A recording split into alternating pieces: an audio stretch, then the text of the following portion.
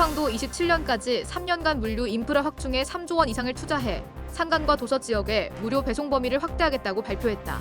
지난달 말 윤석열 대통령은 제23차 비상경 재민생회에서 이같이 말했습니다.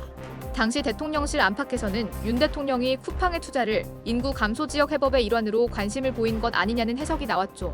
쿠팡은 오는 2026년까지 향후 3년간 3조 원을 투자해 충북 제천과 경북 김천, 대전, 부산, 울산 등 8곳에 신규 물류센터를 짓거나 운영하겠다고 선언했습니다. 앞서 중국 이커머스 삼총사인 알리 익스프레스와 테무, 쉬인 등 이른바 알테슈의 맏형격인 알리 익스프레스는 한국 시장에 앞으로 3년간 11억 달러를 투자하겠다고 선언한 상태입니다. YG앱 리테일 굿즈에 따르면 쿠팡 지난달 월간 활성 이용자 수는 3,010만 명으로 압도적 1위입니다. 그 뒤를 알리와 테무에 각각 약 818만 명, 581만 명으로 무서운 속도로 뒤쫓고 있는데요. 지난해 같은 기간과 비교해보면 알리 463%, 테무 581% 각각 급증했습니다. 이기로 법무법인 LKS 대표 변호사는 알파경제에 중국 이커머스의 한국 상륙에 따른 위기감이 쿠팡의 대규모 물류 투자 결정을 이끌어낸 것으로 풀이된다면서 어쩔 수 없이 선택한 투자 계획을 인구 소멸 지역 해법으로 해석하기에는 다소 무리가 따른다고 지적했습니다. 쿠팡 퀵플렉스 배송 기사들은 상품 입고 시 30kg을 넘는 중량물 제한 규정이 있습니다. 배송 물품이 30kg을 넘어서면 아예 배송 입고 자체를 받지 않습니다. 일종의 노동자 보호 규정인데요.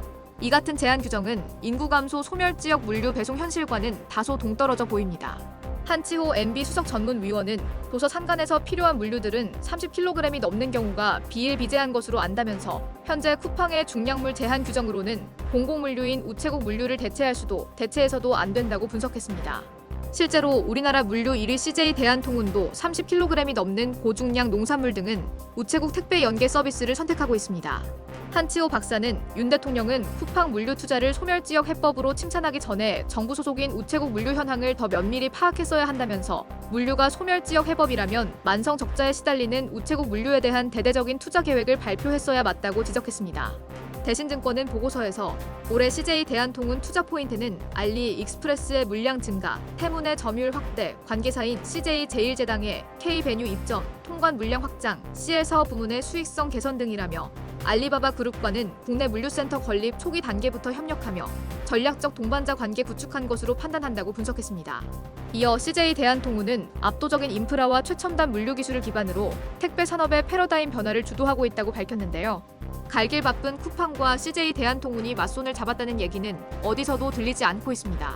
사실 쿠팡은 자사 화장품 사업 때문에 올리브영을 공정거래위원회 제소하고 CJ 제일제당과는 햇반 전쟁 탓에 CJ그룹과 틀어진 상황입니다.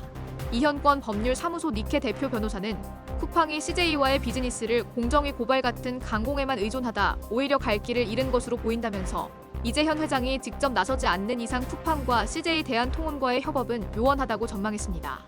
결국 쿠팡의 실질적 오너인 김범석의 선택은 대규모 투자밖에 없었던 것으로 읽혀집니다. 쿠팡은 와우 멤버십 월 회비를 4,990원에서 7,890원으로 58.1% 올렸습니다. 최우환 시사경제평론가는 윤 대통령이 따로 칭찬할 정도로 대규모 투자와 공짜 배달을 제시했던 쿠팡이 여당 총선 참패 후 바로 가격 인상에 나선 것은 예상치 못한 일이라면서 쿠팡 1,000만 회원을 고려한다면 멤버십 가격 인상은 물가 상승의 방아쇠를 당긴 격이고 부담은 고스란히 윤석열 정부에 더 씌워질 것이라고 풀이했습니다. 지난해 말 기준 와우 회원이 약 1,400만 명임을 고려하면 쿠팡의 월 멤버십 수익은 기존 699억 원에서 1,105억 원으로 매월 400억 원 이상 늘어납니다. 일각에서는 협소한 지역에 대한 공짜 배달과 대규모 미래 투자 계획으로 윤석열 정부의 칭찬을 이끌어내는 것을 넘어서 타이밍 적절한 인상 발표로 수익까지 창출하는 신의 한 수 평가도 내놓는 것으로 전해진다. 하지만 쿠팡 같은 지배적 사업의 요금 인상에 대한 우려의 시각이 존재한다. 이정민 평판체크연구소장은 기업이 고물가 분위기를 틈타 과도하게 가격을 올려 물가 상승을 부채질하는 현상을 수치화하는 작업이 우리나라에도 필요하다는 연구 분석이 많다면서 수치화 이전에 고물가 시대의 대기업만이라도 가격 인상을 자제하는 기업가적 책임의식이 요구된다고 말했습니다.